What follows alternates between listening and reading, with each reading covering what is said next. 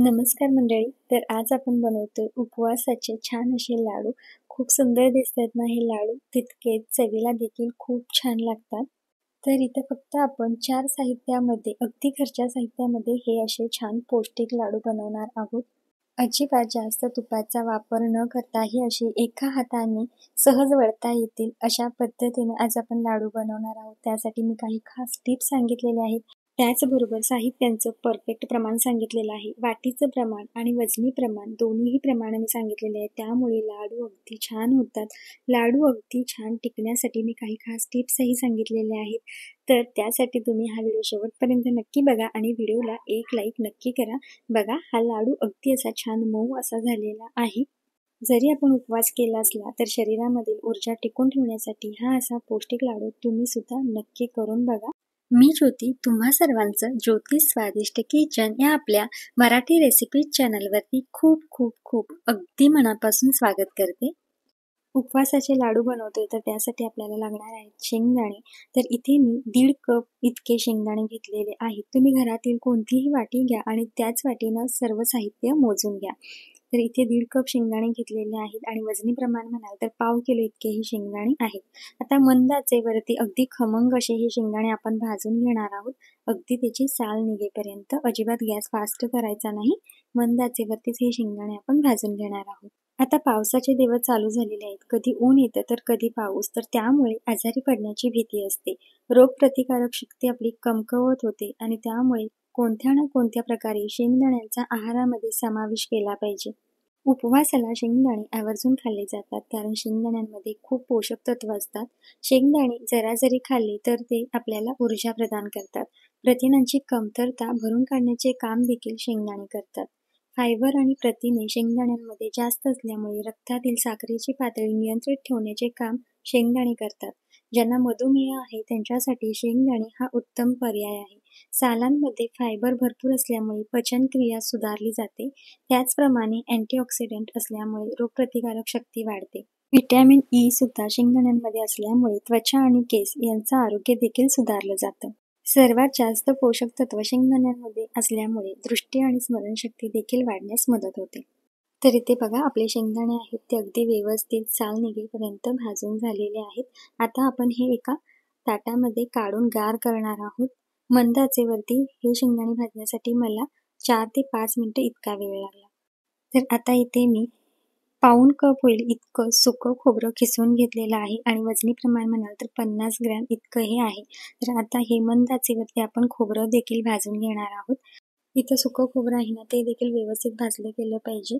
जर व्यवस्थित भाजलं गेलं नाही तर लाडू खवट होतात. उपवासाच्या दिवसांमध्ये सुकं खोबरं देखील आवर्जून खाल्लं पाहिजे. त्यामुळे सुद्धा ऊर्जा प्रदान होते. खोबऱ्यामध्ये फायबर भरपूर असतं त्यामुळे पचनसंस्था सुधारली जाते. रोगप्रतिकारक शक्ती वाढण्यास देखील मदत होते. काही वेळेला महिलांना उपवासामुळे थकवा जाणवतो. ज्यांच्या शरीरामध्ये हिमोग्लोबिनचं प्रमाण कमी आहे त्यांनी रोज थोडं जरी खोबरं चावून खाल्लं पाहिजे. लोहाची कमतरता देखील सुक्या खोबऱ्यामुळे भरून निघते. संधिवात, कॅल्शियमची कमतरता, हाडांची झीज झालेली असते यावर देखील सुकं खोबरं छान असं काम करतं. तर अगदी मंद आचेवर बघा, हे मी खोबरं आहे व्यवस्थित असं कुरकुरीत होईपर्यंत भाजून घेतलेलं आहे. खोबरं भाजून झालेलं आहे. हे सुद्धा आपण प्लेटमध्ये काढून गार करणार आहोत. आता आपण इथे 1/2 कप डिंक घेतलेला आहे आणि वजनी प्रमाण म्हणाल तर 40 ग्रॅम इतका हा डिंक आहे. तर आता तुम्ही म्हणाल उपवासाला डिंक चालतो का? तर हो, चालतो. जर तुम्हाला डिंक वापरायचा नसेल तर तुम्ही फक्त शेंगदाणे आणि खोबरे वापरून हे लाडू बनवू शकता. तर आता डिंक तळण्यासाठी आपल्याला इथे तूप लागणार आहे. तर इथे मी घरीच बनवलेलं साजूक तूप घेतलेलं आहे. फक्त 2 चमचे होईल इतकंच. बाकी आपण ह्या लाडूसाठी जास्त तुपाचा वापर अजिबात करणार नाही. हे इतकं तूप फक्त आपल्याला डिंक तळण्यासाठी हवं आहे. तूप आता हलका असं गरम झालेलं आहे. गॅसचा फ्लेम पूर्णपणे लो केला आणि ह्या डिंकापैकी थोडासाच डिंक आपण आधी तळून घेणार आहोत. तर हे बघा, अगदी फुलेपर्यंत आपल्याला हा डिंक तळून घ्यायचा आहे. आता महत्त्वाचं म्हणजे डिंक हा व्यवस्थित तळला गेला पाहिजे. जर डिंक व्यवस्थित तळला नाही तर तो अगदी दाताखाली आल्यानंतर चिकट असा लागतो. त्यामुळे डिंक अगदी फुलेपर्यंत व्यवस्थित तळला गेला पाहिजे, पूर्ण लो फ्लेमवरतीच. तर आता बघा, हा डिंक सुद्धा आपण तळला गेलेला आहे. हा काढून घेऊया. डिंकाचे देखील खूप सारे फायदे आहेत. अगदी शेंगदाण्याप्रमाणे आणि खोबऱ्याप्रमाणे आपल्या शरीरामध्ये डिंक देखील ऊर्जा प्रदान करतं. डिंक खाल्ल्यामुळे हाडे मजबूत होतात. कंबरदुखी, सांधेदुखीमध्ये सुद्धा डिंकामुळे आपल्याला आराम मिळतो. डिंकामुळे रोगप्रतिकारक शक्ती वाढण्यास देखील मदत होते. त्यामुळे तुम्ही या लाडूमध्ये डिंकाचा वापर आवर्जून करा. खूप छान हे लाडू लागतात. आता थोडा डिंक आपण तळून काढलेला आहे. आता उरलेल्या तुपामध्ये सगळा उरलेला डिंक होता तो घालून घेतला आणि तो देखील आपण फुलेपर्यंत असा छान तळून घेतलेला आहे. आणि हे बघा अगदी भारी असा आपला हा डिंक फुललेला आहे. हा सुद्धा आपण काढून घेऊया. आणि तुम्ही बघू शकताय कढईमध्ये अजिबात जास्तीचं तूप शिल्लक राहिलेलं नाही. त्यामुळे तुपाचं प्रमाण देखील अगदी परफेक्ट असं आहे. इथे आपला हा सगळा डिंक तळून झालेला आहे आणि अगदी छान कुरकुरीत असा हा डिंक तळून होतो. अजिबात कच्चा राहत नाही. तर इथे बघा आपले जे शेंगदाण्याने आपण खोबरं भाजून ठेवलं होतं ते अगदी गार झालेलं आहे. आणि तुम्ही आता शेंगदाणे बघा असे भाजले गेलेले आहेत. जरा जरी आपण ह्याला अंगठ्याने आणि बोटाने असं कुस्करले की लगेच याची साल निघते आणि आतपर्यंत अगदी हे शेंगदाणे भाजले गेलेले आहेत. आणि त्यामुळेच हे लाडू जर जास्त प्रमाणामध्ये केलात तरी ते व्यवस्थित टिकतात. फक्त शेंगदाणे व्यवस्थित भाजले गेले पाहिजे. तर इथे आपले हे शेंगदाणे छान भाजले गेलेले आहेत. आणि खोबरं आहे ना ते सुद्धा अगदी कुरकुरीत असं भाजलं गेलेलं आहे. कारण खोबऱ्याला ना तेल सुटतं आणि त्यामुळे लाडूचा वास आहे तो खवट असा येऊ शकतो. तर ह्या महत्त्वाच्या टिप्स आहेत. आता इथं मी मिक्सरचं मोठं भांडं घेतलेलं आहे आणि यामध्ये सर्वात आधी आपण शेंगदाणे आणि खोबरं घालून घेणार आहोत. तर शक्यतो मोठं भांडं घ्या म्हणजे अगदी आपल्याला पटकन हे दोन्ही साहित्य एकाच वेळेला बारीक करता येतील. जर लहान भांडं घेतलात ना तर मग वेगवेगळं असं तुम्ही हे बारीक करून घेऊ शकता. तर आधी शेंगदाणे घालून घेतले आणि इथे मी सगळं खोबरं मिक्सरच्या भांड्यामध्ये घालून घेतलेलं आहे. आता ह्याला आपल्याला अगदी भरडसर असं वाटून घ्यायचं आहे. अगदीच बारीक नाही वाटलात ना तरीही चालेल, कारण जास्त वेळ फिरवलात तर त्याला तेल सुटेल. त्यामुळे अगदी भरडसर असं आपल्याला हे वाटून घ्यायचं आहे. तर आता इथे तुम्ही बघू शकताय अगदी अशा पद्धतीनंच आपल्याला हे बारीक करून घ्यायचं आहे. ह्याच्यापेक्षा जास्त बारीक करायचं नाही, कारण अजून आपण 2 वेळा हा मिक्सर असा लावून घेणार आहोत. तर इथे आता तळून घेतलेला डिंक बघा हातावर सहजपणे कुस्करला जातोय.